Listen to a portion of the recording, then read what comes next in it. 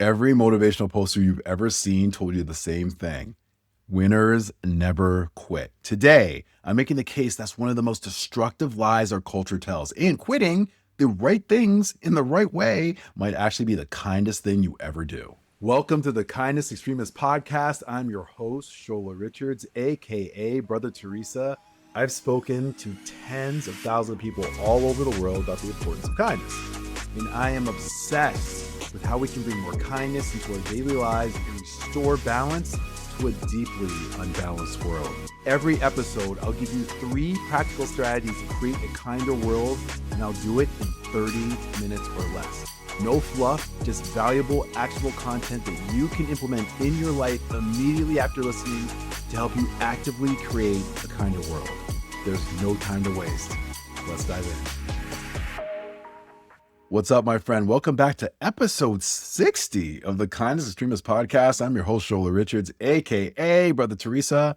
And as a reminder, if you're not already, please make sure to follow me on Substack at sholarichards.substack.com. And if you're enjoying this podcast, please, family, the best way to support this work is to leave a rating and a review. Both are deeply, deeply appreciated. Okay, I want to start today's episode with a word that I'm pretty confident you've been taught to associate with failure, weakness, and moral surrender. The word is quit. Think about how we've been talking about quitting in our culture. Winners never quit and quitters never win, or don't be a quitter, or you have to finish what you start. We put these phrases on motivational posters in school cafeterias and plaster them over cheesy images of lions growling on social media.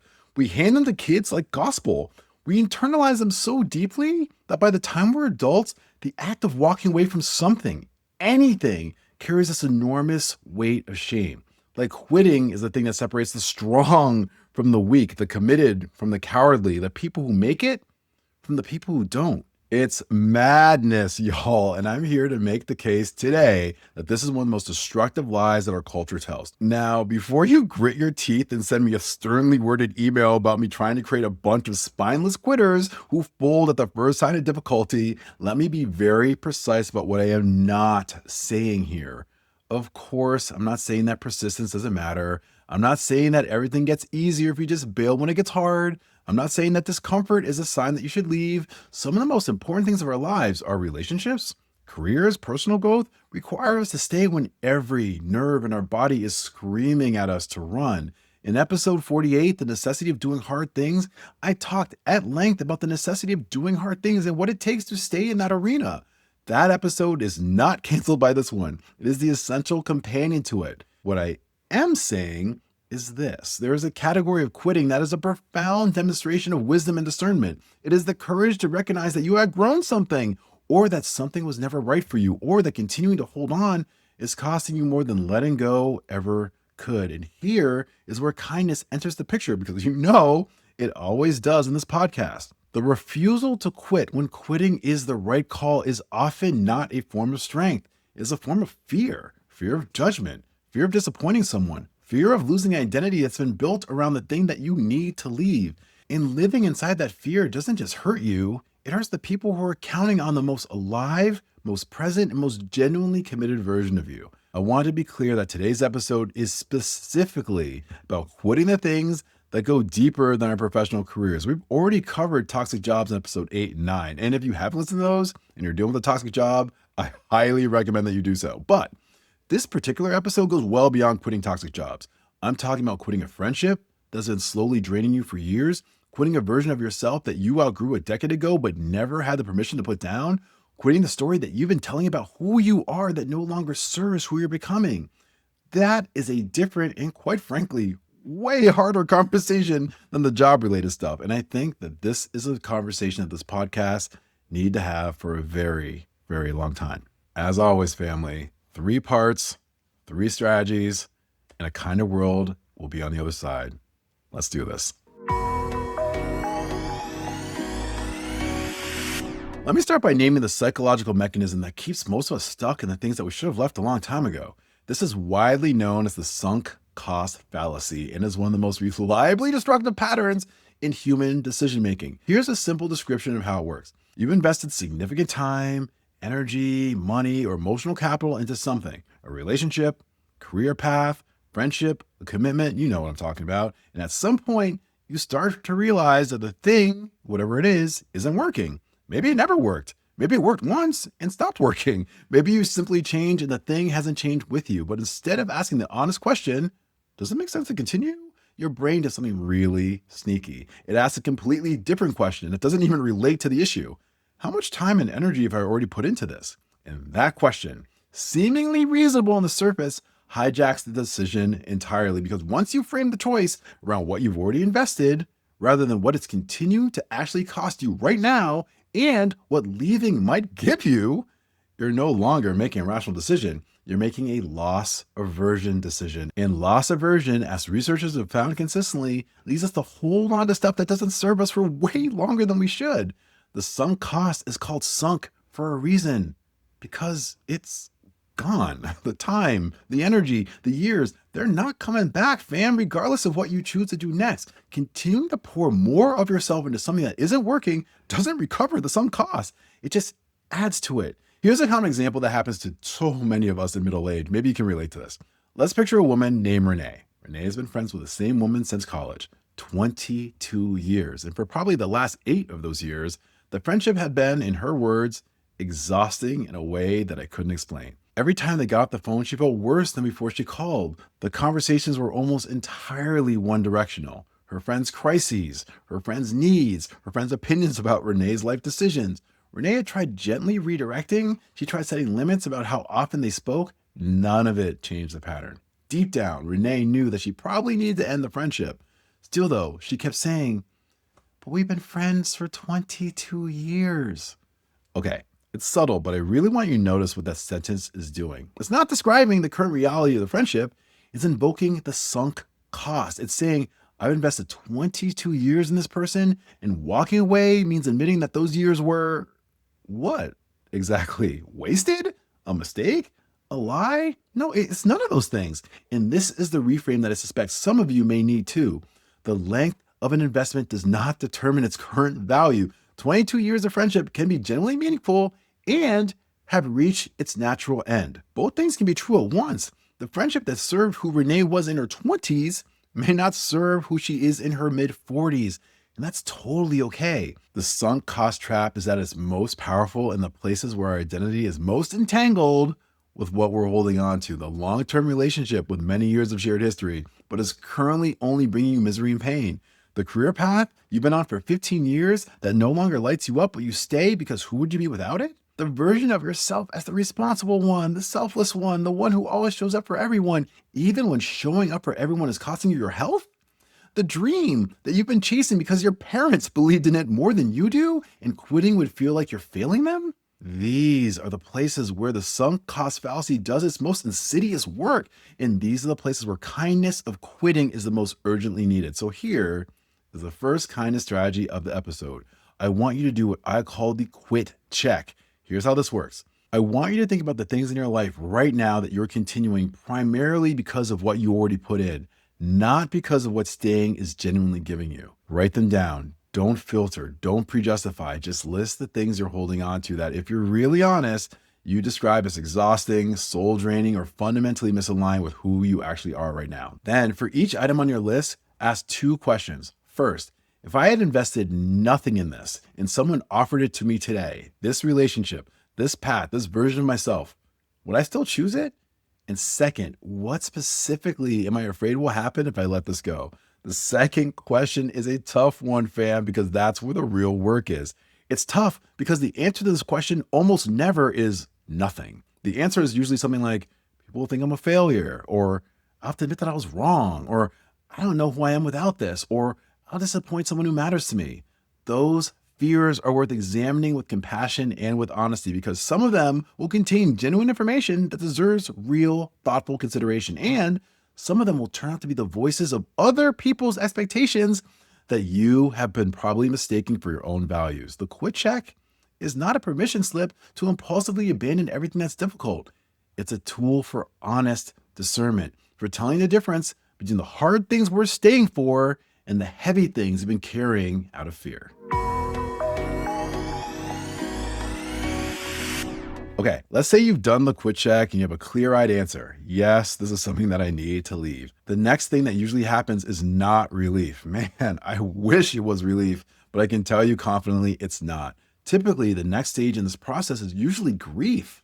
I mean, at least it was for me, because one of the things that makes quitting so hard, even when it's clearly the right thing to do, that the things that we hold on to the longest are usually the things most woven into how we understand ourselves. And when you let go of something that's been part of your identity, even a version of your identity that you've clearly outgrown, you have to grieve the loss of who you were during that time.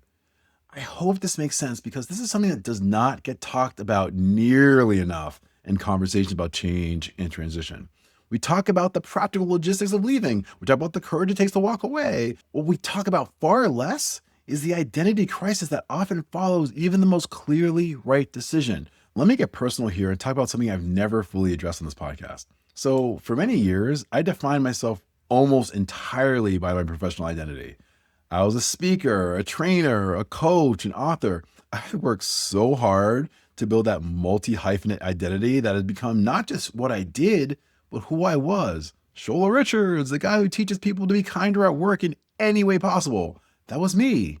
Full stop. And then there came a period in my life where certain aspects of that work, the specific kind of work, and the specific ways I've been showing up, stopped feeling like an expression and started feeling like a performance. Still though, I kept doing it because that's who I was. But there's a version of me that knew privately and very uncomfortably that I needed to quit some of what I was doing, specifically coaching and training, in order to find what I actually want to be doing next. Letting go of that in the early 2020s was terrifying for me. Not because I didn't know it was right, because I didn't know who I'd be on the other side of it. Here's the point of me sharing this with you. There is almost always a gap between who you were inside the thing that you're leaving and who you're becoming now that it's gone. And that gap is deeply uncomfortable. It can feel like lostness. It can feel like failure. It can feel on your worst days like evidence that the people who said you were a quitter all along were right. There's a name for this phenomenon. I'm going to nerd out for a minute because I think it's super, super fascinating. Researchers like William Bridges, who study the psychology of change, distinguish between two things that often get confused: endings and beginnings. We tend to think of transitions as going directly from our old self to our new self. Stick with me on this, fam, because this is deep. Bridges found consistently across numerous cases that there's almost always a third phase in between, what he called the neutral zone, the place where the old identity has been released and the new one hasn't been fully formed. And it can be super disorienting for people when they're in the space. Most people, when they hit the neutral zone, they panic. They assume something's gone wrong. So predictably, when they're in the space, instead of pushing forward with the change, they rush back towards something familiar, even if that thing in the past no longer serves them, because at least it's something that they know. And on that note, here's the second kindest strategy of the episode. I want you to practice what I call the becoming inventory. Here's how it works. When you're in the neutral zone, when you've left something and you're not yet sure what comes next, your brain is going to try very, very hard to convince you that you have no idea where you are. Don't believe it. The becoming inventory is a practice of articulating who you are independent of the thing you left. Here's how you do it. Take out your journal and complete these 3 sentences as honestly and specifically as you can. 1, what I value most deeply in any context is. 2, the person I want to be in my relationships, my community, and my work is. And 3, the version of me I want my kids or the people who love me most to remember is. Now, here's the thing. These questions are powerful reminders to ground you in who you truly are during that disorienting period between the old you that you're leaving and the new you that you're becoming. The becoming inventory is the key to keep pushing forward, even when it's so hard to do so. Hey, fellow kindness extremists, it's me, Shola. If you're picking up what I'm putting down, if you're mowing what I'm growing, if you're smelling what I'm stepping in. Okay, I'll stop. If you're enjoying what you're listening to so far, I would love it if you would take a moment to hit the subscribe button and leave a rating and a review. Those incredibly kind acts go so far in helping me to reach as many people as possible who will join the movement to actively create a kinder world. I appreciate you so much, my friend. Okay, let's get back to the episode. Okay, so we've established that quitting can be wisdom. We've talked about how to sit with the identity grief that comes after. Now, I want to talk about the thing that I think separates a genuine kindness extremist from someone who is simply done and checked out. I want to talk about how to quit well. As I'm sure you can imagine, there is a huge difference between a quit that is an act of self-respect and self-honesty and a quit that is an act of avoidance and self-protection. And one of the clearest ways to tell the difference is in how you do the quitting. For example, here's a common example of how not to quit. And I've seen it happen in corporate settings hundreds of times. Look, y'all, before I even get to that, there is a huge honor in recognizing that you're in an unhealthy relationship, professional or personal, in choosing to quit and leave. However, there is no honor in recognizing that you're in an unhealthy relationship, professional or personal, and then choosing to quit and stay. For example, if your quitting strategy is not to be fully present at meetings, slow walk your responsibilities, or mentally check out while still physically showing up, I'm saying this with love. You're doing the quitting thing wrong. That's what I'm going to call a slow burn exit. And what a slow burn exit communicates to the person on the receiving end is not kindness. It communicates contempt without the honesty. It says, I've already decided that this relationship isn't worth my time and energy, but I don't respect you enough to tell you directly. It drags out the end that is genuinely more painful for everyone than the hard conversation would have been. And additionally, I need to say something else here that might sting, but again, I'm saying it with love. Ghosting, whether it's a friendship, professional relationship, romantic relationship, or an emotional commitment, is not kindness. It is the weakest interpersonal strategy ever, and it's hard to respect anyone who uses this tactic consistently because keeping it a buck, it's cowardly. Not to mention, the person on the receiving end of this treatment experiences it as abandonment and confusion, which, in my humble opinion, is incredibly unkind. A clean, honest exit, even when it's painful, is always kinder than the slow fade. Now, I also want to be clear about something important. A clean exit does not mean a brutal one. It does not mean that you owe anyone a detailed catalog of all of their flaws or a full accounting of every single grievance. In episode 25 on boundaries, we talked about how the most effective limits are stated simply and without over justification. The same principle applies here, fam. You don't owe anyone a dissertation on why you're leaving. You just owe them honesty, your clarity, and your decency. For example, you could say, I've realized this friendship has run its course for me, and I care about you enough to be honest about that rather than slowly disappear. That is kind. That's hard. And it's 1,000 times more respectful than 6 months of unanswered text messages. Or you could say, hey, I've done a lot of reflection and I need to step away from this path. I'm genuinely grateful for what this chapter gave me, and I'm clear that it's time for me to move on. Again, that's kind. That's brave. And that's exactly what a kindness extremist sounds like when they're quitting well. One more thing that I want to address because I think it's important and doesn't get said enough. Sometimes quitting well means quitting a version of yourself, a story, a pattern, a way of being in the world. And the person who needs to hear that clean exit the most is you. Personally speaking, I'm happy to share 3 quits that I've had blazoned on my soul in the past year that I hope can be helpful for you. So here are my 3 quits. My first one. I'm done being the person who says yes to everything because I'm afraid of disappointing people. Here's my second quit. I'm done carrying the identity of the person who failed at something important. I've grieved it, I've learned from it, and I'm no longer letting it define me. And here's my third quit. I am done telling the story that I'm not enough, not ready, or whatever self-sabotaging silliness that's bouncing around in my head. I know where the story came from. I know it was never fully true, and I'm choosing not to carry it anymore. In other words, family, quitting the things that are undermining our ability to show up fully, honestly, and presently is not abandoning the commitment. It is the deepest expression of it. So here is the third and final kind of strategy of the episode. I want you to practice what I call the clean goodbye. Here's how it works. Think about one thing in your life that you already, in your heart, quit, but you haven't actually quit cleanly. Something you're still half in on while being fully done internally. A relationship that's been slow fading, a commitment that you've been under-delivering on while waiting for someone to notice, a story about yourself that you keep rehearsing even though you've decided it's no longer true. I want you to identify it, then I want you to design the clean goodbye that it deserves. That might mean an honest conversation. It might mean a letter, even if you never send it to the person. It might mean a private declaration about yourself to yourself about the story or the pattern that you are formally putting down. Now, I want it to be deliberate. This is critical. I want it to be clear. I want it to be kind to the other person, if there is one, and to yourself above all, because quitting well is one of the most underrated forms of integrity available to us.